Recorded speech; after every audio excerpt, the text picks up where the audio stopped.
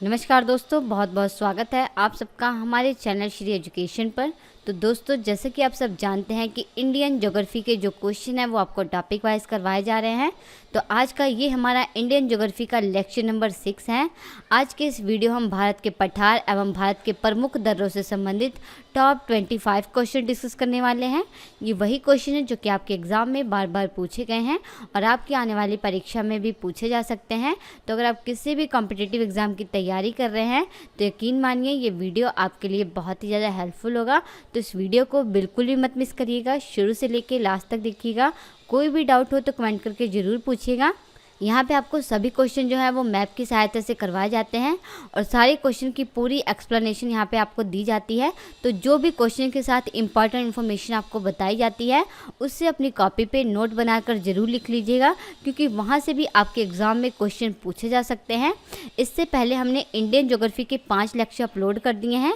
पहले लेक्चर में तो आपको इंडियन ज्योग्राफी का जो पहला चैप्टर था सामान्य परिचय, उससे संबंधित टॉप क्वेश्चन करवाए गए थे और दूसरे लेक्चर में आपको भारत की सीमाएं एवं उनके पड़ोसी देश से संबंधित टॉप क्वेश्चन करवाए गए थे और तीसरे लेक्चर में आपको भारत के द्वीप समूह से संबंधित टॉप क्वेश्चन करवाए गए थे और चौथे लेक्चर में आपको भारत की नदियों से संबंधित टॉप क्वेश्चन करवाए गए थे और पाँचवें लेक्चर में आपको भारत के पर्वतों से संबंधित टॉप 30 क्वेश्चन करवाए गए थे। तो अगर आपने ये पाँचों लेक्चर हमारे नहीं देखे हैं तो इसे ज़रूर देखिएगा। यकीन मानिएगा ये लेक्चर आपके लिए बहुत ही ज़्यादा हेल्पफुल होगा। इस वीडियो के डिस्क्रिप्शन में लिंक दिया गया है, तो इस वीडियो को ज़रूर देखिएगा। इन वीडियो को देखने के बाद अगर आप इस वीडियो को देखेंगे तो आपको सारी चीज़ें बहुत ही आसान तरीके से समझ आएंगी। तो चलिए शुरू करते हैं। तो सबसे पहले हम भारत के पठार से संबंधित टॉप क्वेश्चन डिस्कस करेंगे और क्वेश्चन शुरू करने से पहले तो आपको पता होना चाहिए कि पठार और पहाड़ में क्या अंतर होता है। तो देखिए, जो पहाड़ होते हैं इनका शिखर होता है, जबकि जो पठार होते हैं इनका शिखर नहीं होता है। पहाड़ इस टाइप के होते हैं, जबकि जो पठार होते हैं ये पहाड़ की तरह ऊंचे तो होते हैं लेकिन ये ऊपर से समतल मैदानी रूपी होते हैं। तो पहाड़ का शिखर होता है और पठार का शिखर नहीं होता है, ये ऊपर से समतल मैदानी रूपी होते हैं। तो पहाड़ और पठार में क्या अंतर है ये आपको पता लग गया होगा। तो चलिए क्वेश्चन शुरू करते हैं। तो आज का हमारा पहला क्वेश्चन है, अरावली एवं विंध्याचल पर्वत श्रेणी के मध्य कौन सा पठार स्थित है।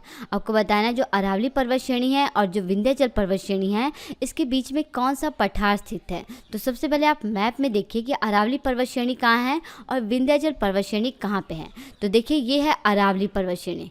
ये कौन सी पर्वत श्रेणी है, तो ये है अरावली पर्वत श्रेणी। और ये नीचे कौन सी पर्वत श्रेणी है, तो ये है विंध्याचल पर्वत श्रेणी। तो अरावली पर्वत श्रेणी और विंध्याचल पर्वत श्रेणी के बीच में कौन सा पठार है, तो यह है मालवा का पठार। तो इसका राइट आंसर क्या होगा, तो इसका राइट आंसर हो जाएगा ऑप्शन ए। मालवा का पठार जो है ये अरावली पर्वत श्रेणी और विंध्याचल पर्वत श्रेणी के बीच में स्थित है।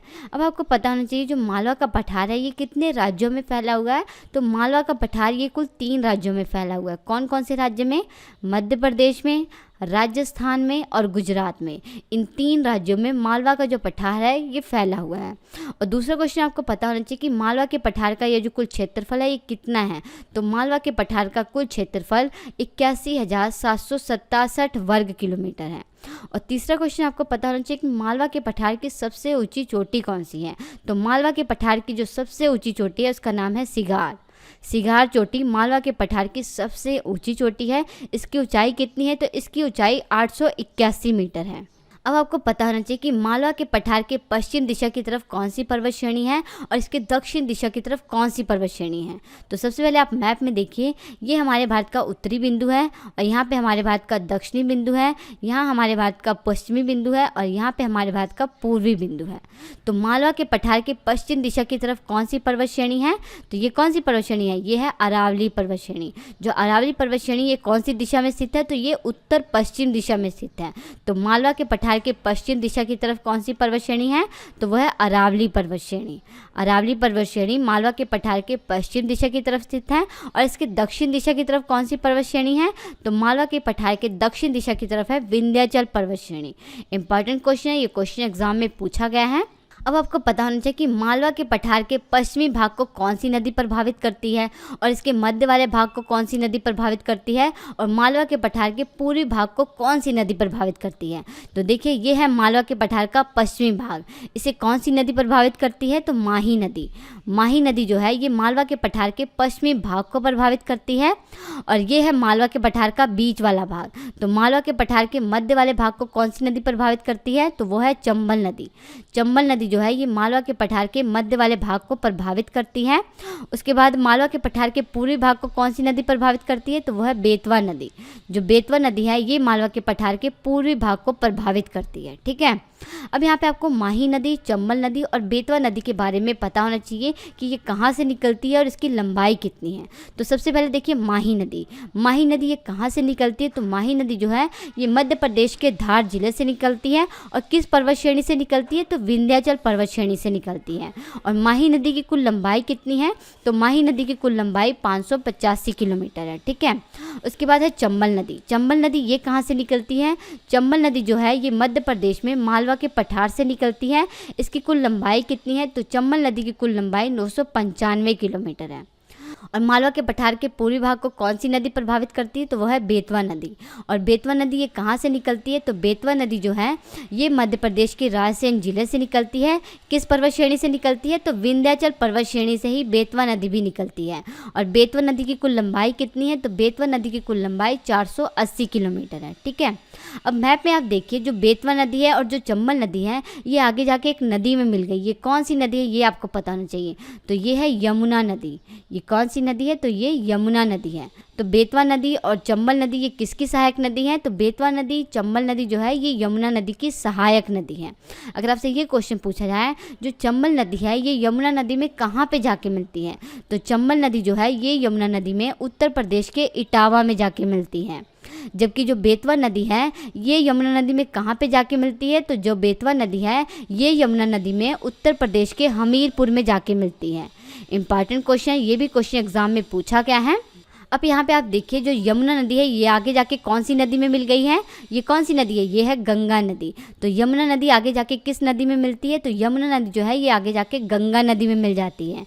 अगर आपसे ये क्वेश्चन पूछा जाए जो यमुना नदी है ये गंगा नदी में कहाँ पे जाके मिलती है, तो जो यमुना नदी है ये गंगा नदी में उत्तर प्रदेश के प्रयागराज में जाके मिल जाती है।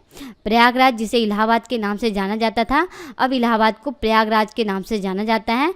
तो यमुना नदी जो है ये गंगा नदी में इलाहाबाद के प्रयागराज में जाके मिल जाती है। ठीक है, और यमुना नदी जो है ये गंगा नदी की सबसे बड़ी सहायक नदी है। अगर आपसे ये क्वेश्चन पूछा जाए गंगा नदी की सबसे बड़ी सहायक नदी कौन सी है, तो वो है यमुना नदी। यमुना नदी की कुल लंबाई कितनी है, तो यमुना नदी की कुल लंबाई 1375 किलोमीटर है। इंपॉर्टेंट क्वेश्चन है, ये भी क्वेश्चन एग्जाम में पूछा गया है।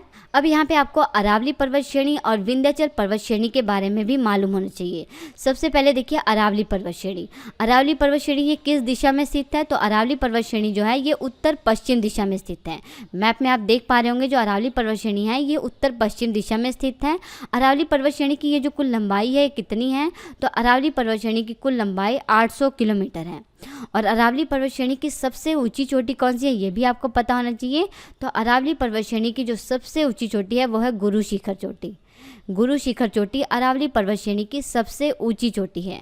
इसकी ऊंचाई कितनी है, तो इसकी ऊंचाई 1722 मीटर है। ये कहाँ पे है ये भी आपको पता होना चाहिए। तो गुरु शिखर जो चोटी है ये राजस्थान के सिरोही जिले में है। इंपॉर्टेंट क्वेश्चन है। अब आगे आपको विंध्याचल पर्वत श्रेणी के बारे में मालूम होना चाहिए। तो सबसे पहले आपको पता होना चाहिए जो विंध्याचल पर्वत श्रेणी है इसकी कुल लंबाई कितनी है। तो विंध्याचल पर्वत श्रेणी की ये जो कुल लंबाई है ये 1200 किलोमीटर है। और विंध्याचल पर्वत श्रेणी की सबसे ऊंची चोटी कौन सी है ये भी आपको पता होना चाहिए। तो विंध्याचल पर्वत श्रेणी की जो सबसे ऊंची चोटी है उसका नाम है सद्भावना शिखर। सद्भावना शिखर जो है ये विंध्याचल पर्वत श्रेणी की सबसे ऊंची चोटी है। इसकी ऊंचाई कितनी है, तो इसकी ऊंचाई 752 मीटर है। और एक इम्पॉर्टेंट बात आपको ये याद रखनी है जो सद्भावना शिखर है इसे गुडविल पीक के नाम से भी जाना जाता है। ये भी क्वेश्चन एग्जाम में पूछा गया है कि गुडविल पीक के नाम से किस शिखर को जाना जाता है, तो सद्भावना शिखर को ही गुडविल पीक के नाम से भी जाना जाता है। तो इतनी इम्पॉर्टेंट बातें थी इस क्वेश्चन के बारे में। नेक्स्ट क्वेश्चन है निम्नलिखित में से प्रायद्वीपीय भारत का सबसे बड़ा पठार कौन सा है? आपको बताना है कि प्रायद्वीपीय भारत का सबसे बड़ा पठार कौन सा है। तो सबसे पहले आपको मालूम होना चाहिए कि प्रायद्वीपीय भारत किसे कहते हैं। तो आप मैप में देखिए, हमारे भारत का वो हिस्सा जो कि 3 तरफ से पानी से घिरा हुआ है, इसे प्रायद्वीपीय भारत कहते हैं। ठीक है, अगर आपसे ये क्वेश्चन पूछा जाए कि प्रायद्वीपीय भारत किसे कहते हैं, तो हमारे भारत का वो हिस्सा जो कि 3 तरफ से पानी से घिरा हुआ है, इसे प्रायद्वीपीय भारत कहते हैं। यहाँ पे प्रायद्वीपीय भारत की बात हो रही है, तो आपको पता होना चाहिए कि प्रायद्वीपीय भारत की तटीय सीमा की कुल लंबाई कितनी है। तो केवल प्रायद्वीपीय भारत की तटीय सीमा की कुल लंबाई पूछा जाए तो इसकी कुल लंबाई 6100 किलोमीटर है।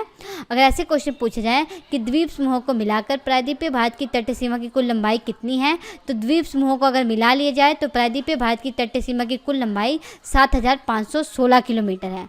और केवल प्रायद्वीपीय भारत की तटीय सीमा की कुल लंबाई पूछा जाए तो 6100 किलोमीटर है। ठीक है, तो हमारा क्वेश्चन है कि प्रायद्वीपीय भारत का सबसे बड़ा पठार कौन सा है। तो सबसे पहले देखिए, प्रायद्वीपीय भारत के प्रमुख पठार कौन कौन से हैं। तो पहला है मालवा का पठार, दूसरा है छोटा नागपुर का पठार, तीसरा है शिलांग का पठार, और चौथा यहाँ पे है बुंदेलखंड का पठार, और पांचवा है दक्कन का पठार। तो ये है दक्कन का पठार। तो इसका राइट आंसर हो जाएगा ऑप्शन सी। प्रायद्वीपीय भारत का जो सबसे बड़ा पठार है वो है दक्कन का पठार।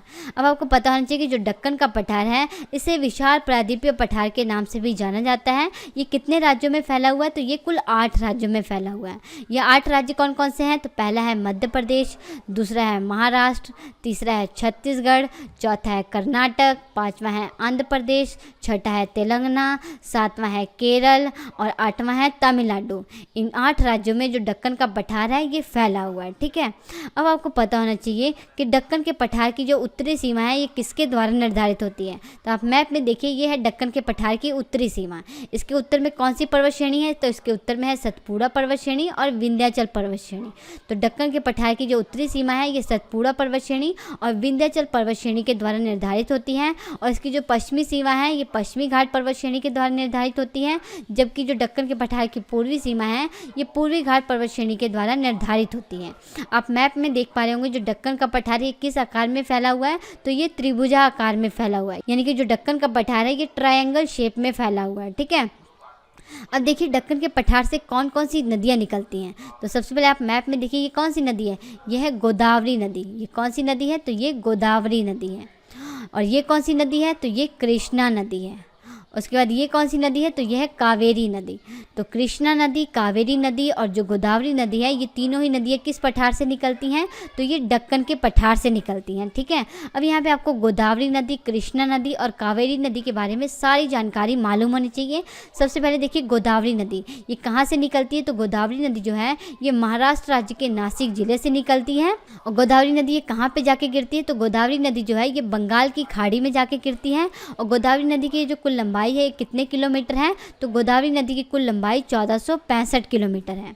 और देखिए जो गोदावरी नदी है ये दक्षिण भारत की सबसे लंबी नदी है। अगर आपसे ये क्वेश्चन पूछा जाए दक्षिण भारत की सबसे लंबी नदी कौन सी है, तो वह है गोदावरी नदी। और गोदावरी नदी जो है इसे दक्षिण गंगा या बूढ़ी गंगा के नाम से भी जाना जाता है। ठीक है, उसके बाद दूसरी कौन सी नदी है? तो दूसरी है कृष्णा नदी।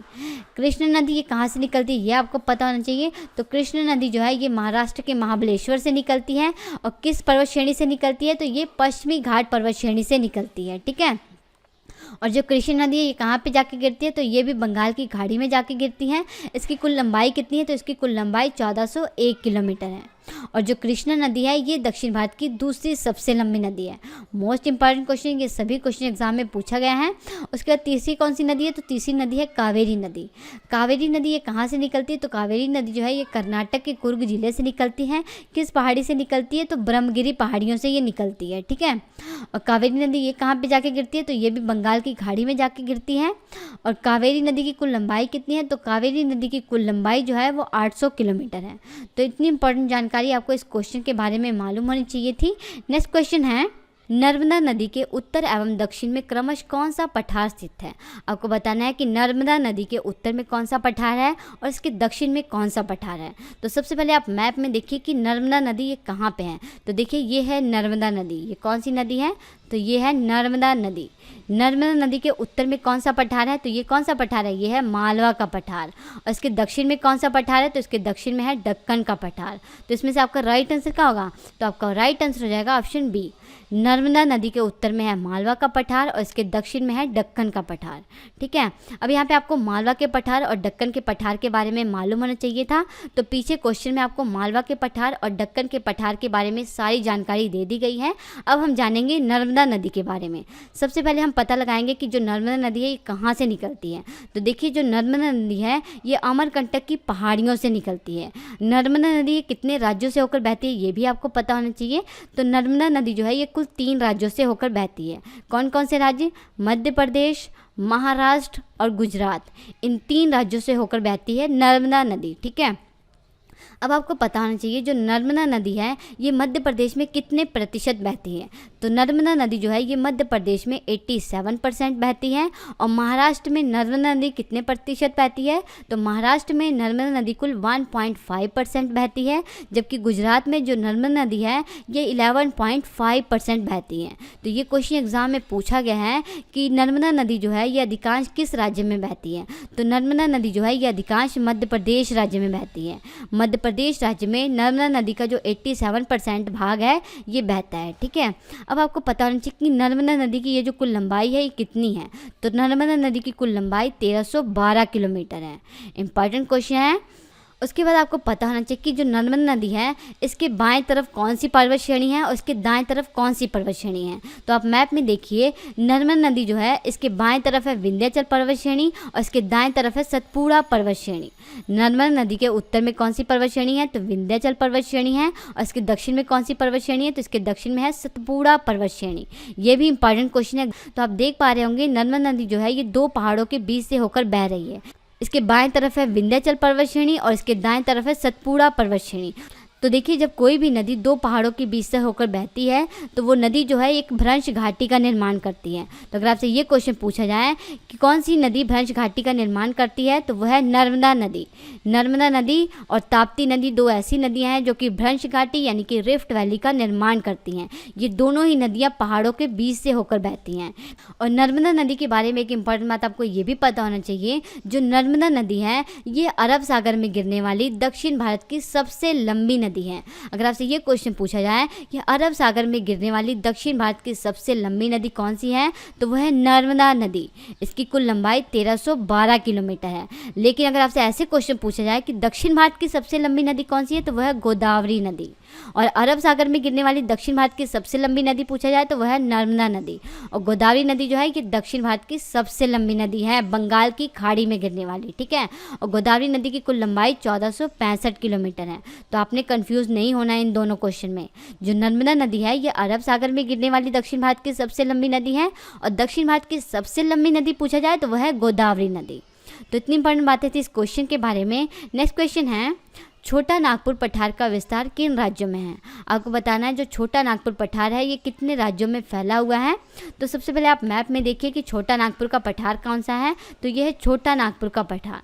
छोटा नागपुर का पठार जो है ये कितने राज्यों में फैला हुआ है। तो छोटा नागपुर का जो पठार है ये कुल 4 राज्यों में फैला हुआ है। ये 4 राज्य कौन कौन से हैं? झारखंड, छत्तीसगढ़, वेस्ट बंगाल और उड़ीसा। इन 4 राज्यों में छोटा नागपुर का जो पठार है ये फैला हुआ है। तो इसमें से आपका राइट आंसर क्या होगा? तो आपका राइट आंसर हो जाएगा ऑप्शन ए। छत्तीसगढ़ और झारखंड में छोटा नागपुर का जो पठार है ये फैला हुआ है। ठीक है, अब यहाँ पे छोटा नागपुर के पठार के बारे में आपको सारी जानकारी मालूम होनी चाहिए। सबसे पहले तो आपको पता होना चाहिए जो छोटा नागपुर का पठार है इसकी सबसे ऊंची चोटी कौन सी है। तो छोटा नागपुर के पठार की सबसे ऊंची चोटी का नाम है पारसनाथ। पारसनाथ चोटी छोटा नागपुर के पठार की सबसे ऊंची चोटी है। इंपॉर्टेंट क्वेश्चन है। उसके बाद आपको पता होना चाहिए कि छोटा नागपुर के पठार से कौन कौन सी नदियां निकलती हैं। तो सबसे पहले आप मैप में देखिए, यह है छोटा नागपुर का पठार। यहाँ से प्रमुख कौन कौन सी नदियां निकल रही हैं। तो छोटा नागपुर के पठार से मेनली 2 नदियां निकलती हैं। कौन कौन सी? एक तो है दामोदर नदी और दूसरी है सुवर्णरेखा नदी। तो दामोदर नदी और सुवर्ण रेखा नदी दो ऐसी प्रमुख नदियां हैं जो कि छोटा नागपुर के पठार से निकलती हैं। देखिए जो दामोदर नदी ये कहाँ से निकलती है, तो दामोदर नदी जो है ये झारखंड के छोटा नागपुर पठार से निकलती है। तो इसकी कुल लंबाई कितनी है ये भी आपको पता होना चाहिए। तो इसकी कुल लंबाई 592 किलोमीटर है।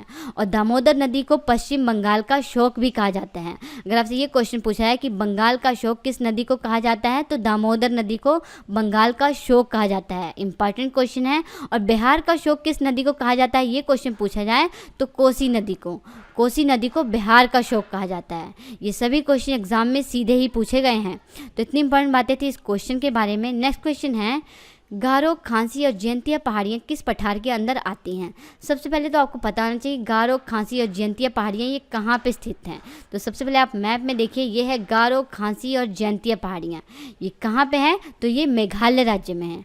और यहाँ पे कौन सा पठार है, तो यहाँ पे है शिलांग का पठार। तो इसका राइट आंसर हो जाएगा ऑप्शन ए, शिलांग का पठार में आती हैं गारो, खांसी और जयंतिया पहाड़ियाँ। शिलांग के पठार के बारे में केवल आपको एक बात इंपॉर्टेंट याद रखनी है, जो शिलांग का पठार है यहाँ पे बहुत ही अधिक मात्रा में कोयला, लोह अयस्क, चूना पत्थर के जो भंडार हैं ये उपलब्ध हैं। तो ये थे भारत के पठार से संबंधित कुछ इंपॉर्टेंट क्वेश्चन। अब हम भारत के प्रमुख दर्रों से संबंधित टॉप क्वेश्चन डिस्कस करेंगे।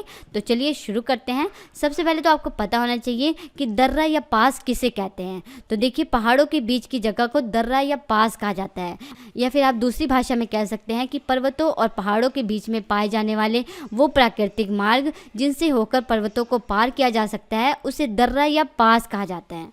तो आई होप आपको पता लग गया होगा कि दर्रा या पास किसे कहते हैं। अब हम देखेंगे कि हमारे भारत के किन राज्य और किन केंद्र शासित प्रदेश में दर्रा या पास जो है ये स्थित हैं।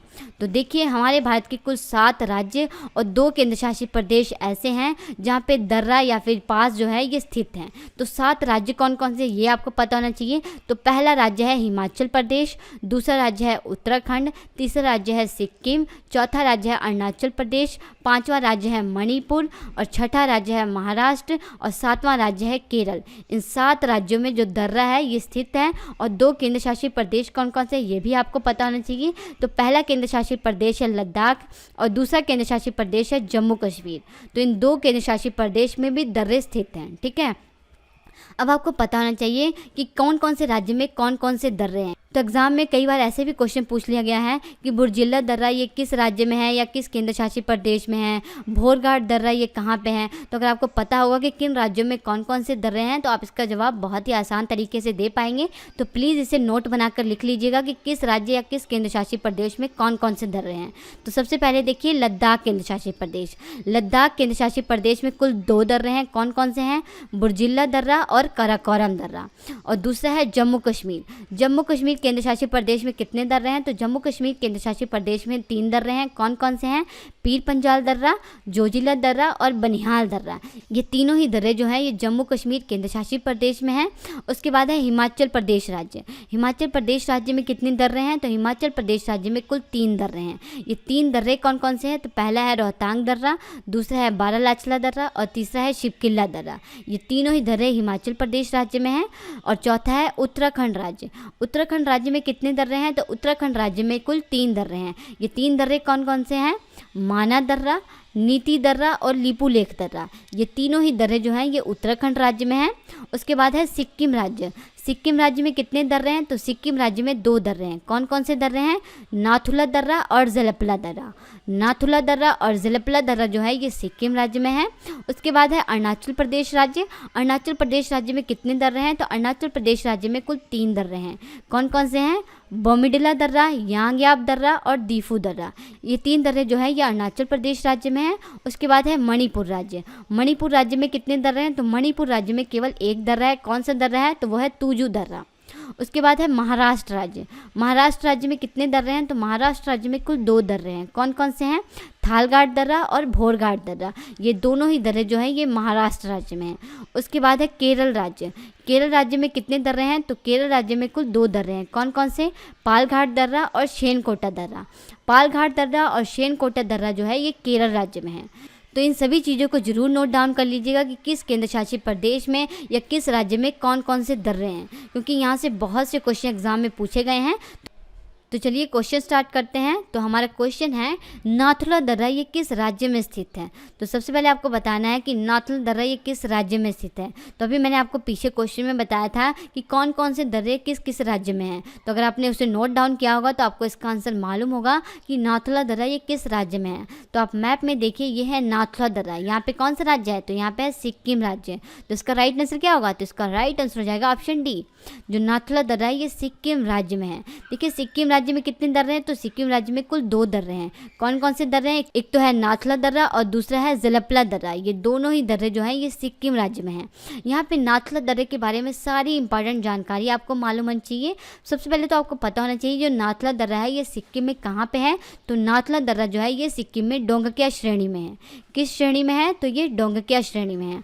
और दूसरा क्वेश्चन आपको पता होना चाहिए, जब 1962 में भारत और चीन के बीच में युद्ध हुआ था तो नाथुला दर्रे को बंद कर दिया गया था। लेकिन वर्ष 2006 में क्या किया गया है कि भारत और चीन के बीच में व्यापार बढ़ाने के लिए नाथुला दर्रे को दोबारा से खोल दिया गया है। इंपॉर्टेंट क्वेश्चन है, ये क्वेश्चन एग्जाम में पूछा गया है कि वर्ष 2006 में भारत और चीन के बीच में व्यापार बढ़ाने के लिए किस दर्रे को दोबारा से खोल दिया गया है, तो वह है नाथुला दर्रा। इंपॉर्टेंट क्वेश्चन है। और दूसरा क्वेश्चन आपको पता होना चाहिए कि भारत और चीन के बीच का जो 80% व्यापार है ये किस दर्रे के द्वारा किया जाता है। तो भारत और चीन के बीच का जो 80% व्यापार है ये नाथुला दर्रे के द्वारा ही किया जाता है। अब आपको पता होना चाहिए जो नाथुला दर्रा है ये किस हिमालय में स्थित है। तो नाथुला दर्रा जो है ये महान हिमालय में स्थित है। अगर आपने भारत के पर्वतों से संबंधित टॉप 30 क्वेश्चन पढ़े होंगे तो आपको पता होगा कि ये महान हिमालय क्या है। तो अगर आपने नहीं देखा वो वीडियो तो ज़रूर देखिएगा, तब आपको ये सारी चीज़ें बहुत ही आसान तरीके से समझ आएंगी। तो एक बार फिर से मैं रिपीट कर देती हूँ कि महान हिमालय क्या है। तो देखिए जो हिमालय पर्वत श्रेणी है ये इतने ज़्यादा एरिया में फैली हुई थी कि इसे समझने की दृष्टि से 2 भागों में बांटा गया है। सबसे पहले तो हिमालय पर्वत श्रेणी का उत्तर से दक्षिण दिशा की तरफ विभाजन किया गया है इस प्रकार से, ठीक है। और दूसरा इसे पश्चिम से पूर्व की ओर इस प्रकार से विभाजन किया गया है, ठीक है। तो सबसे पहले देखिए जो हिमालय पर्वत श्रेणी का जो सबसे उत्तरी भाग है वो है ट्रांस हिमालय, और दूसरा है महान हिमालय या फिर हायर हिमालय, और तीसरा है मध्य हिमालय या फिर कह सकते हैं लेसर हिमालय, और चौथा है शिवालिक हिमालय। तो हिमालय पर्वत श्रेणी को उत्तर से दक्षिण दिशा की तरफ 4 भागों में बांटा गया है। पहला है ट्रांस हिमालय, दूसरा है महान हिमालय, तीसरा है मध्य हिमालय और चौथा है शिवालिक हिमालय। हिमालय पर्वत श्रेणी का जो सबसे उत्तरी भाग है उसे ट्रांस हिमालय कहा जाता है। ये आप मैप में देख पा रहे होंगे, ये है ट्रांस हिमालय। ये जो पर्पल कलर का एरिया आपको दिखाई दे रहा है ना, ये सारा है ट्रांस हिमालय, ठीक है। उसके बाद है महान हिमालय। ये जो स्काई ब्लू कलर का एरिया आपको दिखाई दे रहा है ना, ये है महान हिमालय या फिर कह सकते हैं हायर हिमालय। उसके बाद है मध्य हिमालय। ये जो ऑरेंज कलर का आपको एरिया दिखाई दे रहा है ना, ये है मध्य हिमालय या फिर कह सकते हैं लेसर हिमालय। और चौथा है शिवालिक हिमालय। ये जो ग्रे कलर का एरिया है ना, ये है शिवालिक हिमालय। तो हिमालय पर्वत श्रेणी का जो सबसे दक्षिणी भाग है उसे क्या कहा जा रहा है, तो हिमालय पर्वत श्रेणी के सबसे दक्षिणी भाग को शिवालिक हिमालय कहा जा रहा है और सबसे उत्तरी भाग को ट्रांस हिमालय कहा जा रहा है, ठीक है। अब यहाँ पे ट्रांस हिमालय के बारे में एक इंपॉर्टेंट जानकारी आपको ये पता होनी चाहिए, जो जास्कर पर्वत श्रेणी है, काराकोरम पर्वत श्रेणी है और जो लद्दाख पर्वत श्रेणी है, ये तीनों ही पर्वत श्रेणी किस हिमालय में स्थित है, तो ये ट्रांस हिमालय में स्थित है, ठीक है।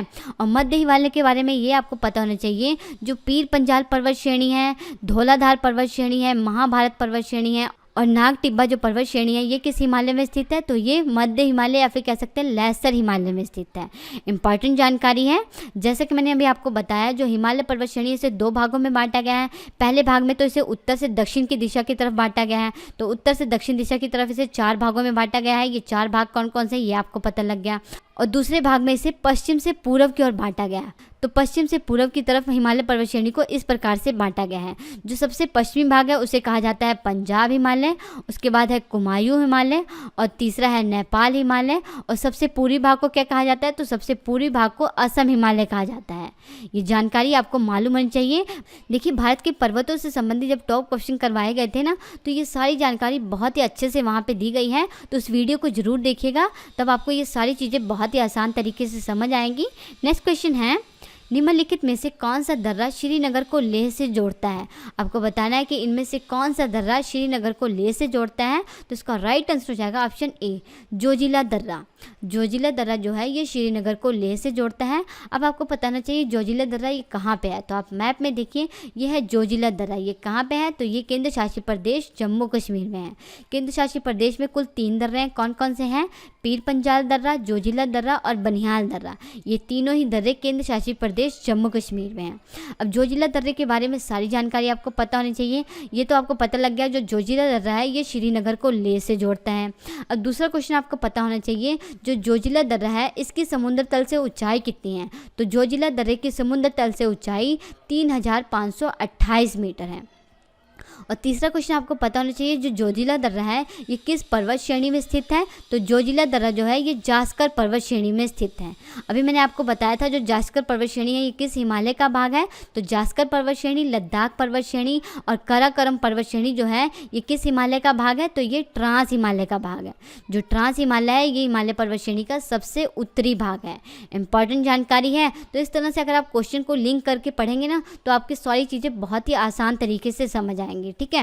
और यहाँ पे जोजिला दर्रे से संबंधित एक करंट अफेयर का क्वेश्चन आपको मालूम होना चाहिए कि मई 2018 में जम्मू कश्मीर के लेह में एशिया की सबसे लंबी जोजिला सुरंग का शिलान्यास किया गया है। जो जोजिला सुरंग है इसकी कुल लंबाई 14 किलोमीटर है। जब जो जोजिला सुरंग ये बनकर तैयार हो जाएगी तो ये एशिया की सबसे लंबी दोनों तरफ चलने वाली सुरंग होगी। इंपॉर्टेंट क्वेश्चन है ये करंट अफेयर का, नोट डाउन कर लीजिएगा। ये करंट अफेयर में आपसे पूछा जा सकता है। उसके बाद देखिए, जो शिवकिला दर्रा है ये किसको किससे जोड़ता है ये आपको पता होना चाहिए। तो शिवकिला दर्रा जो है ये हिमाचल प्रदेश के शिमला को तिब्बत से जोड़ता है। और बनिहाल दर्रा ये किसको किससे जोड़ता है? तो बनिहाल दर्रा जो है ये जम्मू को श्रीनगर से जोड़ता है। इंपॉर्टेंट क्वेश्चन है। नेक्स्ट क्वेश्चन है, निम्नलिखित दर्रों में से कौन उत्तराखंड में स्थित है? आपको बताना है कि उत्तराखंड राज्य में कौन कौन से दर्रे स्थित हैं। तो सबसे पहले हम मैप में देखेंगे कि उत्तराखंड राज्य में कौन कौन से दर्रे हैं। तो उत्तराखंड राज्य में कुल 3 दर्रे हैं। ये कौन कौन से दर्रे हैं? पहला है माना दर्रा, दूसरा है नीति दर्रा और तीसरा है लिपुलेख दर्रा। तो इसमें से आपका राइट आंसर क्या होगा? तो आपका राइट आंसर हो जाएगा ऑप्शन बी, जो लिपुलेख दर्रा है ये उत्तराखंड राज्य में स्थित है। ठीक है। और जलपला दर्रा और नाथला दर्रा ये कहाँ पे हैं? तो ये दोनों ही दर्रे जो है ये सिक्किम राज्य में है। शिवकिला दर्रा ये कहाँ पे है? तो शिवकिला दर्रा जो है ये हिमाचल प्रदेश राज्य में है। ठीक है। अब यहाँ पे आपको लिपुलेख दर्रे के बारे में सारी जानकारी मालूम होनी चाहिए। सबसे पहले तो आपको पता होना चाहिए जो लिपुलेख दर्रा है ये कहाँ पे है। तो लिपुलेख दर्रा जो कि उत्तराखंड में है। उत्तराखंड में ये कहाँ पे है? तो उत्तराखंड के पिथौरागढ़ जिले में है। किस जिले में है? तो पिथौरागढ़ जिले में है। और लिपुलेख दर्रे के बारे में एक इंपॉर्टेंट क्वेश्चन आपको ये पता होना चाहिए, जो लिपुलेख दर्रा है, माना दर्रा है और जो नीति दर्रा है, इन तीनों ही दर्रों का उपयोग कैलाश पर्वत और मानसरोवर की यात्रा करने के लिए किया जाता है। ये भी इंपॉर्टेंट क्वेश्चन है। ये क्वेश्चन एग्जाम में पूछा गया है कि किस दर्रे का उपयोग कैलाश पर्वत और मानसरोवर की यात्रा करने के लिए किया जाता है। तो माना दर्रा, नीति दर्रा और लिपुलेख दर्रा ये इन तीनों दर्रों का उपयोग कैलाश पर्वत और मानसरोवर की यात्रा करने के लिए किया जाता है। तो इतनी इंपॉर्टेंट बातें थी इस क्वेश्चन के बारे में। अगला प्रश्न है, रोहतांग दर्रा ये किस राज्य में स्थित है? आपको बताना है कि रोहतांग दर्रा ये किस राज्य में स्थित है। तो सबसे पहले आप मैप में देखिए, ये है रोहतांग दर्रा। ये किस राज्य में है? तो ये हिमाचल प्रदेश राज्य में है। तो इसका राइट आंसर हो जाएगा ऑप्शन ए, रोहतांग दर्रा ये हिमाचल प्रदेश राज्य में स्थित है। हिमाचल प्रदेश राज्य में कितने दर्रे हैं? तो हिमाचल प्रदेश राज्य में कुल 3 दर्रे हैं। कौन कौन से हैं? एक तो है रोहतांग दर्रा, दूसरा है बारालाचा दर्रा, तीसरा है शिवकिला दर्रा। ये तीनों ही दर्रे जो हैं ये हिमाचल प्रदेश राज्य में स्थित हैं। ठीक है। अब यहाँ पे आपको रोहतांग दर्रे के बारे में सारी जानकारी मालूम होनी चाहिए। सबसे पहले तो आपको पता होना चाहिए जो रोहतांग दर्रा है ये किसको किससे जोड़ता है। तो रोहतांग दर्रा जो है ये हिमाचल प्रदेश के मनाली को लेह से जोड़ता है। इंपॉर्टेंट क्वेश्चन है। अगर आपसे ये क्वेश्चन पूछा जाए हिमाचल प्रदेश के मनाली को लेह से कौन सा दर्रा जोड़ता है, तो वो है रोहतांग दर्रा। दूसरा क्वेश्चन आपको पता होना चाहिए कि रोहतांग दर्रा ये किस पर्वत श्रेणी में स्थित है। तो रोहतांग दर्रा जो है ये पीर पंजाल पर्वत श्रेणी में स्थित है। पीर पंजाल पर्वत श्रेणी ये किस हिमालय का भाग है? अभी आपको पीछे क्वेश्चन में बताया था कि पीर पंजाल पर्वत श्रेणी, धौलाधार पर्वत श्रेणी, महाभारत पर्वत श्रेणी और नागटब्बा पर्वत श्रेणी ये किस हिमालय का भाग है? तो ये मध्य हिमालय का भाग है, या फिर कह सकते हैं ये लघु हिमालय का भाग है। इंपॉर्टेंट क्वेश्चन है। यहाँ पे आपको रोहतांग दर्रे के बारे में एक इम्पॉर्टेंट जानकारी ये मालूम होनी चाहिए कि रोहतांग दर्रे के पास से कौन सी नदी निकलती है। तो रावी नदी। जो रावी नदी है ये हिमाचल प्रदेश के कांगड़ा जिले से निकलती है। किस दर्रे के पास से निकलती है? तो रोहतांग दर्रे के पास से निकलती है। यहाँ पे रावी नदी का नाम आया तो आपको पता होना चाहिए कि रावी नदी की कुल लंबाई कितनी है। तो रावी नदी की कुल लंबाई 725 किलोमीटर है। मोस्ट इंपॉर्टेंट क्वेश्चन है, ये भी क्वेश्चन एग्जाम में सीधे ही पूछा गया है, ठीक है। और रोहतांग दर्रे के बारे में एक करंट अफेयर का क्वेश्चन आपको पता होना चाहिए। देखिए जो रोहतांग दर्रे है इसके जस्ट नीचे रोहतांग सुरंग बनाई गई थी। तो 2019 में क्या किया गया है, जो रोहतांग सुरंग है इसका नाम बदलकर अटल सुरंग कर दिया गया है। तो अगर आपसे ये क्वेश्चन पूछा जाए किस दर्रे का नाम बदलकर अटल सुरंग कर दिया गया है, तो रोहतांग सुरंग का नाम बदलकर अटल सुरंग कर दिया गया है। मोस्ट इंपॉर्टेंट करंट अफेयर का क्वेश्चन है, नोट डाउन कर लीजिएगा। नेक्स्ट क्वेश्चन है, आर्यों ने भारत में किस दर्रे से होकर प्रवेश किया था। आपने बताना कि आर्यों ने हमारे भारत में किस दर्रे से होकर प्रवेश किया था। जिसका राइट आंसर हो जाएगा ऑप्शन ए, खैबर दर्रा। आर्यों ने खैबर दर्रे के जरिए हमारे भारत में प्रवेश किया था। खैबर दर्रा ये कहाँ पे है? तो खैबर दर्रा जो है ये पाकिस्तान राज्य में है। खैबर दर्रा ये किसको किससे जोड़ता है? तो खैबर दर्रा जो है ये पाकिस्तान को अफगानिस्तान से जोड़ता है। तो इतनी इंपॉर्टेंट बातें थी इस क्वेश्चन के बारे में। नेक्स्ट क्वेश्चन है, जवाहर सुरंग नाम किस प्राकृतिक पर्वतीय दर्रे को दिया गया है। आपको बताना है कि किस दर्रे को जवाहर सुरंग के नाम से भी जाना जाता है। तो इसका राइट आंसर हो जाएगा ऑप्शन डी, बनिहाल दर्रा। बनिहाल दर्रे को जवाहर सुरंग के नाम से भी जाना जाता है। बनिहाल दर्रा ये कहाँ पे है ये आपको पता होना चाहिए। तो सबसे पहले आप मैप में देखिए, ये है बनिहाल दर्रा। ये कहाँ पे है? तो ये केंद्र शासित प्रदेश जम्मू कश्मीर में है। और दूसरा क्वेश्चन आपको पता होना चाहिए, जो बनिहाल दर्रा ये किसको किससे जोड़ता है। तो बनिहाल दर्रा जो है ये जम्मू को श्रीनगर से जोड़ता है। अगर आपसे ये क्वेश्चन पूछा जाए जम्मू को श्रीनगर से कौन सा दर्रा जोड़ता है, तो वो है बनिहाल दर्रा। मोस्ट इंपॉर्टेंट क्वेश्चन है, ये भी क्वेश्चन एग्जाम में पूछा गया है, ठीक है। और दूसरा क्वेश्चन आपको पता होना चाहिए, जो बनिहाल दर्रा है ये किस पर्वत श्रेणी में स्थित है। तो बनिहाल दर्रा जो है ये पीर पंजाल पर्वत श्रेणी में स्थित है। तो अभी मैंने आपको जस्ट पीछे ही क्वेश्चन में बताया था कि पीर पंजाल पर्वत श्रेणी ये किस हिमालय का भाग है। तो ये मध्य हिमालय का भाग है, ठीक है। तो इस तरह से अगर आप लिंक करके क्वेश्चन पढ़ेंगे तो आपको ये सारे क्वेश्चन कभी भी भूलेंगे नहीं। और तीसरा क्वेश्चन आपको पता होना चाहिए, जो बनिहाल दर्रा है इसकी समुद्र तल से ऊंचाई कितनी है। तो बनिहाल दर्रे की समुद्र तल से ऊंचाई 2835 मीटर है। अगर आपसे ये क्वेश्चन पूछा जाए कि जवाहर सुरंग किस दर्रे में बनाई गई है, तो जवाहर सुरंग जो है ये बनिहाल दर्रे में ही बनाई गई है। इसलिए बनिहाल दर्रे को जवाहर सुरंग के नाम से भी जाना जाता है। नेक्स्ट क्वेश्चन है, निम्नलिखित में से कौन सा दर्रा पश्चिमी घाट पर्वतमाला में स्थित नहीं है। सबसे पहले हम देखेंगे कि जो पश्चिमी घाट पर्वतमाला है ये कहाँ पे है। तो आप मैप में देखिए, यहाँ से लेकर यहाँ तक है पश्चिमी घाट पर्वतमाला। तो पश्चिमी घाट पर्वतमाला ये कहाँ से शुरू होती है, ये कौन सी नदी है? तो ये ताप्ती नदी या फिर कह सकते हैं ताप्ती नदी। तो पश्चिमी घाट जो पर्वतमाला है ये ताप्ती नदी के बाएं तट से शुरू होती है और कहाँ तक फैली हुई है, तो ये दक्षिण में कन्याकुमारी तक फैली हुई है। और दूसरा क्वेश्चन आपको पता होना चाहिए, जो पश्चिमी घाट पर्वतमाला है इसकी ये कुल लंबाई कितनी है। तो पश्चिमी घाट पर्वतमाला की ये जो कुल लंबाई है ये 1600 किलोमीटर है। तो यहाँ पे हमारा क्वेश्चन है कि पश्चिमी घाट पर्वतमाला में कौन सा दर्रा स्थित नहीं है। सबसे पहले हम देखेंगे कि पश्चिमी घाट पर्वतमाला में कौन कौन से दर्रे स्थित हैं। तो पश्चिमी घाट पर्वतमाला में कुल 4 दर्रे हैं। एक तो है थाल घाट दर्रा, दूसरा है भोर घाट दर्रा, तीसरा है पाल घाट दर्रा और चौथा है शेन कोटा दर्रा। तो इसमें से आपका राइट आंसर क्या होगा? तो आपका राइट आंसर हो जाएगा ऑप्शन डी, जो पीपली घाट दर्रा है ये पश्चिमी घाट पर्वतमाला में स्थित नहीं है। बाकी थाल घाट दर्रा, बोर घाट दर्रा, पाल घाट दर्रा और शेन कोटा दर्रा ये चारों ही दर्रे जो हैं ये पश्चिमी घाट पर्वतमाला में स्थित हैं। अब आपको पता होना चाहिए, जो पीपली घाट दर्रा है ये कहाँ पे स्थित है। तो पीपली घाट जो दर्रा है ये अरावली पर्वत श्रेणी में स्थित है। पीपली घाट दर्रा ये किस श्रेणी में स्थित है? तो ये अरावली पर्वत श्रेणी में स्थित है, ठीक है। अब यहाँ पे आपको थाल घाट दर्रा, बोर घाट दर्रा और पाल घाट दर्रे के बारे में मालूम होना चाहिए। तो आप मैप में देखिए, जो थाल घाट दर्रा और जो भोर घाट दर्रा है ये कहाँ पे है? तो ये महाराष्ट्र राज्य में है। किस राज्य में है ये दोनों दर्रे? तो ये दोनों ही दर्रे महाराष्ट्र राज्य में है। थाल घाट दर्रे के बारे में एक इम्पॉर्टेंट जानकारी आपको ये पता होना चाहिए, जो थाल घाट दर्रा है ये मुंबई को नासिक से जोड़ता है। अगर आपसे ये क्वेश्चन पूछा जाए मुंबई को नासिक से कौन सा दर्रा जोड़ता है, तो वो है थाल घाट दर्रा।